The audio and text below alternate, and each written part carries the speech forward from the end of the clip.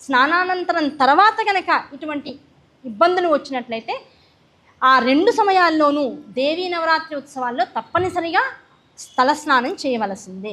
ఆ 2 రకాలుగా స్నానం చేయకుండా బట్ట మార్చుకునో, కాళ్ళు కడుక్కునో, మొహం కాళ్ళు చేతులు కడుక్కునో కనుక మళ్ళీ విధిపూర్వకంగా అమ్మవారి పూజలోకి వస్తానంటే అది దోషభూయిష్టం. ఇలాంటి సదాచార విషయాలు, జుట్టుని దువ్వుకోవడం, విశేషంగా అలంకరించుకోవడం, మనం విశేషంగా కనపడేదానికి బాగా రాజసికంగా స్తోమత ఉన్న వాళ్ళలాగా గొప్పగా ఆడంబరంగా కనపడడం, ఇవన్నీ కూడా నవరాత్రి పూజా విధానాల్లో పనికిరానటువంటి విషయాలు.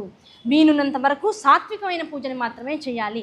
మౌనంగా ఉండాలి. అపక్వాహారాన్ని ఎక్కువగా తింటూ ఉండాలి. ఉండలేని వాళ్ళు పక్వాహారాన్ని మితంగా స్వీకరించాలనేటువంటి రూల్స్ అన్నీ కూడా పెట్టి తాను చేసినటువంటి ఆ పూజా విధానాన్నంతటినీ మొత్తం రాజ్యంలో వ్యాప్తి చేసి ప్రతి గ్రామంలోనూ, ప్రతి వీధిలోనూ, ప్రతి వాళ్ళు కూడా సవ్యంగా ఆ పూజా విధానాలన్నీ చేసేటట్లుగా చేసి ఆ నవాహన పూజా విధానం అంతా కూడా అయిన తర్వాత 10వ రోజున నియమబద్ధంగా మొదటిసారి అంబాయాగాన్ని సుదర్శనుడు చేశాడు.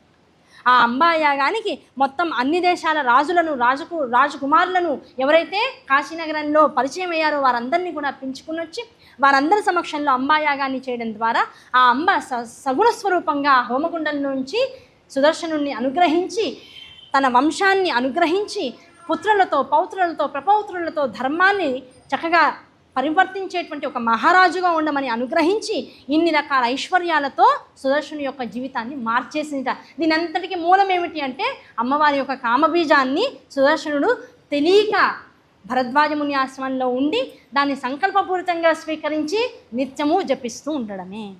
కనుక అమ్మని పట్టుకుంటే కలిగేటువంటిది ఏమిటి? ఇది వస్తుంది, అది రాదు అనేటువంటి దానికి కొలమానం లేదయ్యా. అసలు నువ్వేమీ ఆలోచించకు, అంతా అనుగ్రహింపబడుతుంది. సర్వము అమ్మే, అమ్మ వల్ల అన్నీ అనుగ్రహింపబడతాయి అనేటువంటి విషయాన్ని త్రికరణ శుద్ధిగా నమ్మమని ఈ విషయాన్నంతా చెప్పారు. ఇందులో విశేషమైనటువంటి నవాహన యజ్ఞంలో మరొక విశేషం ఉందయ్యా. అమ్మవారికి తనకి ఎన్ని పూజలు చేసినా సువాసిని పూజ, కుమారి పూజ, బాలా పూజ అనేటువంటి 3 వ్యవహారాలలో ఆడవాళ్ళని, చిన్నపిల్లలని, ఒక వయసు 10 సంవత్సరాల లోపల ఉన్నటువంటి పిల్లల్ని, అలాగే ముత్తైదువులని వీలున్నంత వరకు వారికి ఈ గృహస్థాశ్రమ ధర్మంలో ఉండేటువంటి ఇబ్బందులు, శరీరగతమైనటువంటివన్నీ కూడా పోయిన తర్వాత ఎవరైతే ఉంటారో వారిని సువాసిని అంటారు. అంటే అర్థం ఏమిటి? ఋతుక్రమం తప్పిపోవాలి. తను కన్నటువంటి పిల్లలకి అన్ని కార్యక్రమాలు పూర్తవ్వాలి, మనవలు కూడా పుట్టాలి. అటువంటి వారిని మాత్రమే సువాసిని పూజకు కూర్చోబెట్టుకోవాలి. ఇలాంటి నియమాలతో కుమారి, బాల, సువాసిని పూజలు అనేటువంటి వాటిని నియమబద్ధంగా తీసుకొచ్చి ఎటువంటి వారిని కుమారి పూజకు కూర్చోబెట్టాలి, ఎటువంటి వారిని బాలా పూజకు కూర్చోబెట్టాలి, ఎటువంటి మానసిక స్థితిగతులు ఉన్న వాళ్ళని సువాసిని పూజకు కూర్చోబెట్టాలి, ఎటువంటి వస్త్రాలు వాళ్ళకి సమర్పించాలి, ఎటువంటి పూజ వారికి చేయాలనేటువంటి విధానాలన్నింటినీ కూడా ఇక్కడ తీసుకొచ్చి నైవేద్యాల దగ్గరకు వచ్చేటప్పటికల్లా సాత్వికమైనటువంటి నైవేద్యాలతో పాటుగా రాజసిక నైవేద్యాలైనటువంటి చిత్రాన్నము, దద్దోజనము, కొబ్బరి అన్నము ఇలాంటి 16 రకాల అన్నస్వరూపాలని చెబుతూ ఇటువంటి నైవేద్యాలు పెడుతూ సాత్వికమైనటువంటి నైవేద్యాలు పెట్టి మనం స్వీకరిస్తూ ఆ హోమాన్ని చూడ్డానికి, ఆ యజ్ఞాన్ని చూడ్డానికి, నవాహనిక దీక్షని అమ్మవారిని చూసి తరించడానికి వచ్చినటువంటి ప్రేక్షకులకి, వచ్చినటువంటి వారందరికీ కూడా ఈ రాజసిక నైవేద్యాలు ఏవైతే ఉంటాయో అవన్నీ పంచిపెట్టమని చెబుతూ ఇటువంటి విధానంలో కనుక పూజ చేస్తే ఆ యాగం అయిన తర్వాత ఆ తల్లి సహేతుక స్వరూపంగా, సగుణ స్వరూపంగా ఆ హోమగుండంలోంచి బయటికి వస్తే అయితే అండి మీరు ఇప్పుడు ఇవి చెప్పారు కనుక నేను కూడా ఈసారి శరన్నవరాత్రుల్లో దేవీ పూజను మొదలెట్టి దేవి అంబాయజ్ఞాన్ని కూడా చేస్తే నాకు కూడా 10వ రోజున అమ్మవారు హోమగుండంలోంచి బయటికి వస్తుందా? వెంటనే ప్రశ్న వస్తుంది. అవి ఆ రోజులు గనక ఉన్నంతలో ధర్మం అనేటువంటి దాన్ని పాటించే వాళ్ళు ఇంకా ఉన్నారు గనక, ఆ ధర్మం అనేటువంటిదే అంబ స్వరూపం అని త్రికరణ శుద్ధిగా నమ్మిన వాళ్ళు ఉన్నారు కనుక అంబ దర్శనం ఇచ్చింది. ఇక్కడ వచ్చేటప్పటికల్లా, కలియుగం వచ్చేటప్పటికల్లా ఇక్కడ ధర్మం ఏమిటయ్యా అంటే, నువ్వు ఏ హోమగుండాన్నైతే ఏర్పాటు చేసుకుని అందులో అంబాయజ్ఞాన్ని చేస్తున్నావో ఆ హోమగుండము నీ మనస్సులో పేరుకుపోయినటువంటి కష్టాలే. అటువంటి కష్టాల్లోంచి అమ్మ బయటికి వస్తుందట ఈ యజ్ఞం అంతా అయ్యేటప్పటికి. అంటే అర్థం ఏమిటి? ఏ చింతలైతే, ఏ బాధలైతే నీ మనసులో కూడుగట్టుకుపోయి ఉన్నాయో, బాధల్లో ఉండిపోయావో, ఆ బాధల్లోంచి బయటికి రాక ఏ తల్లి నన్ను అనుగ్రహిస్తుందో అని ఆకాశం వైపు చూస్తున్నావో, ఆకాశంలో ఉన్న దేవత నీ మనసులో ఉన్నటువంటి ఈ చింతలన్నింటినీ కూడా తీర్చేసి సుఖస్వరూపిణిగా, ఆనంద స్వరూపిణిగా, భోగప్రదాయినిగా నీ మనసులోంచి బయటికి వచ్చి సుఖాన్ని, ఆనందాన్ని ఇచ్చేటువంటి తల్లిగా నీ మొహం మీద చిరునవ్వుగా అలంకృతమవుతుంది. అది అంబ యొక్క అనుగ్రహం ఈ కలియుగంలో అని చెప్పారు. కనుక ఎవరు ఎటువంటి పూజ చేసినా, ఎటువంటి వైశిష్ట్యాన్ని దాని నుంచి పొందాలనుకున్న కాలాన్ని బట్టి, యుగాన్ని బట్టి ఆ తల్లి మనల్ని అనుగ్రహించేటువంటి విధానం వేరుగా ఉంటుందే తప్ప, దాన్ని తెలుసుకోగలిగితే, తల్లిని తత్వాన్ని అర్థం చేసుకోగలిగితే తల్లి అనుగ్రహించడం తప్పనిసరి. ఇందులో ఎట్టి పరిస్థితుల్లో డౌట్ లేదు అని చెప్తాను. ఇది అంబాయాగం యొక్క గొప్పతనం అయ్యా. ఊరికే రాదు అంబాయాగం, వినడానికి కూడా అంత తేలిగ్గా మన చెవుల దాకా రాదు. అంబాయాగం గురించి వినాలన్నా, దేవి భాగవతంలో ఉన్నటువంటి విశేషాలని తెలుసుకోవాలన్నా అంత తేలికైన విషయం కాదు. ఇది నువ్వు నమ్మవేమో జనమేజయ, నీకు కథ కూడా చెప్తాను. కలియుగంలో అంబాయాగాన్ని చెయ్యాలనుకుని సంకల్పం చేసిన వాడు కథ కూడా చెప్తాను. సుశీలుడు అని ఒకడు ఉన్నాడు. వెంటనే వ్యాసుల వారికి అన్నీ తెలిసిపోతున్నాయి. అడుగుతారా మనుషులు, అమ్మవారు కుండంలోంచి బయటకు వచ్చిందనగానే మాకు వస్తుందా అనేవాళ్ళు బోల్డ్ మంది ఉంటారు. అమ్మ ఎలా వస్తుందో చెప్తాను విను అని సుశీలుడు కథ చెప్తున్నారు. సుశీలుడు అని ఒక దౌర్భాగ్యుడు ఉన్నాడయ్యా పాపం. వాడు వర్తకుడు, వైశ్యుడు, కానీ వాడు బహుకుటుంబీకుడు. ఎంత సుశీలుడు అంటే, ఆ సుశీలుడు అనేటువంటిది వాడి నామధేయం కాదు, వాడి ప్రవర్తన. వాడు అందరి పట్ల ఎలా ఉంటాడో దాన్ని బట్టి ఆ ఊళ్ళో వాళ్ళందరూ వీడు బాగా సున్నితమైన వాడరా, చాలా మంచివాడరా అని అనుకుంటూ వాడిని సుశీలుడు అని పిలిచేవారు. ఆ సుశీలుడు అనేటువంటి ఆ పేరుతో పిలువబడుతూ వాడు సాత్వికంగా ఉండేవాట, చాలా మంచివాట. అలాంటి వాడు బహుకుటుంబీకుడయ్యా.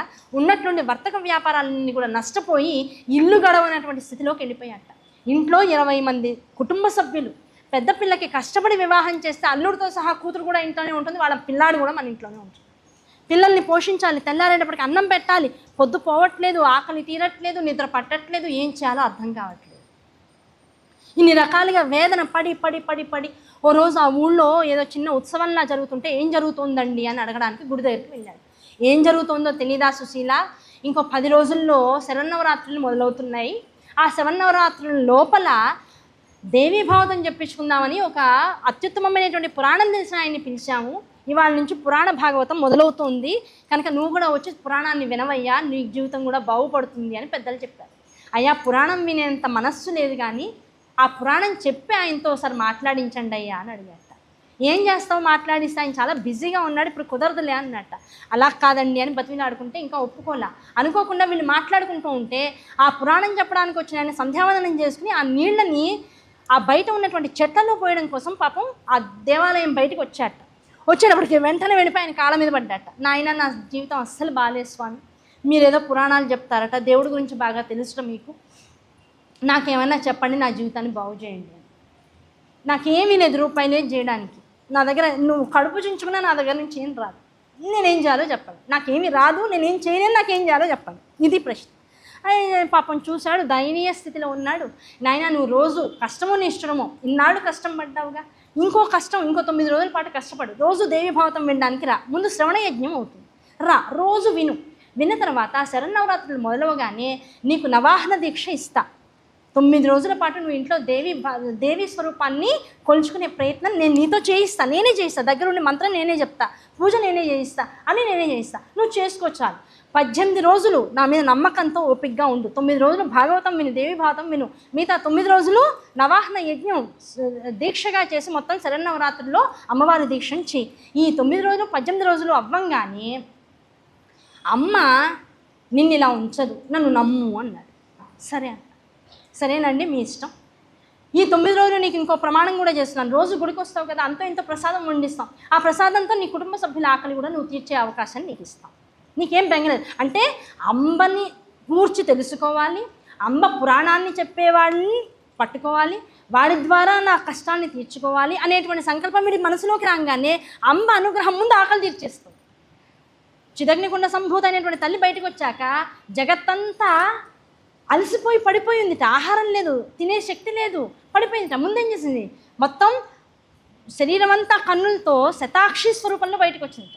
వచ్చి ముందు కరుణ వర్షం కురిపించిందిట, తర్వాత శాకాంబరి రూపంలో వచ్చిందిట. ముందు ఆకలి తీర్చిందిట.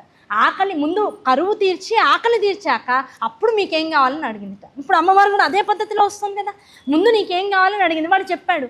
ముందు ఆకలి తీర్చింది, ముందు కరుణ వర్షం కురిపించింది, తర్వాత ఆకలి తీర్చింది. ఆకలి తీర్చిన తర్వాత 9 రోజులు అయ్యాక మిగతా 9 రోజులు చిన్న పసుపు ముందు పెట్టుకోమయ్యా నీ ఇంట్లో, అంతమించి అమ్మవారి రూపం వద్దు, ఇంకేమొద్దు.